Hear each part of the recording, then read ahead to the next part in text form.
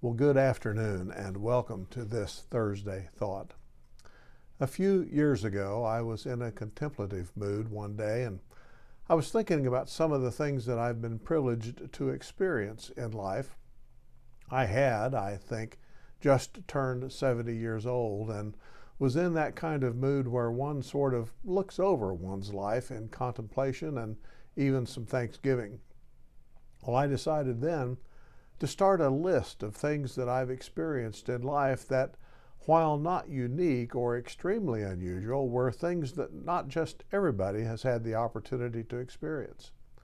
I created a file on my computer called Have You Ever? And I wrote my responses to that question. Well, over the next weeks and months, the list grew beyond anything that I had imagined. Everything from seeing a glacier in the Arctic calve live and in person, to operating a real railroad locomotive and hiking up Pikes Peak are on this list that now spans over 2 pages, double-spaced. And I think of one or two additional things to put on the list every so often, and I have a couple in mind right now, in fact.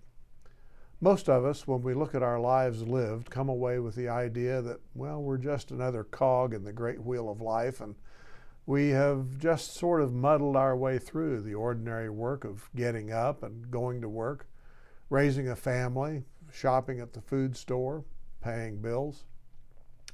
Well, as I've looked over the list, I've come to realize that the life that I've lived so far has been anything but a routine and mundane existence. And now that I've made a list of some of my accomplishments in life, the next thing for me is to understand what I just said a few seconds ago with my heart instead of just my head.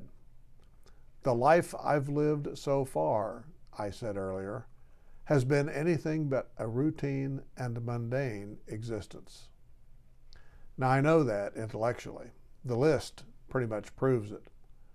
But it's really difficult for me to get past the routine, the getting up, dressing, eating, working, and so on, and fully appreciate the opportunities that God has graciously given me. And doesn't that work on a more spiritual level as well? You know, we as Christians understand intellectually the story of the good news of Jesus Christ. We know about God's plan for the redemption of mankind and the creation, the fulfillment of that plan in the person and work of Jesus, and the resulting freedom that comes with forgiveness of sin and adoption as sons and daughters of God. We know all of that, but somehow the full impact of that astounding truth seems to be lost on us as we muddle through our Christian lives, attending church services most Sundays, half-heartedly singing or joining in a community prayer, taking the communion perhaps with thoughts of what's for lunch instead of those thoughts and thanksgivings that we ought to be having during that time. We go through the week in a sort of a Christian living fog, compromising here and giving in there. We have thoughts as well as words that aren't supposed to be front and center during our days living as Christians. We look the other way when need confronts us. We continue to believe and spread obvious untruths, lies, if you will, about our coworkers, politicians, and anyone who doesn't believe just like we do on a host of issues from immigration to church doctrine to inclusion and diversity. It seems to me that it's past time for many of us to recognize truth when we see it, not just intellectually, but with our heart. As Webster defines the word heart, he says, one's innermost character, feelings, or inclination.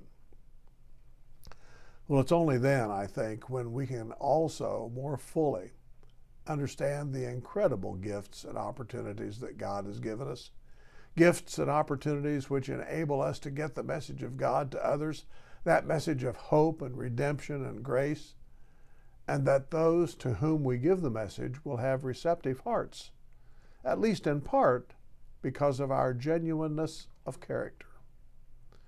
To tell the message of forgiveness and freedom while harboring grudges, spreading untruth, and ignoring those in need is, at the least, disingenuous. And it brings out our hypocritical nature for all to see.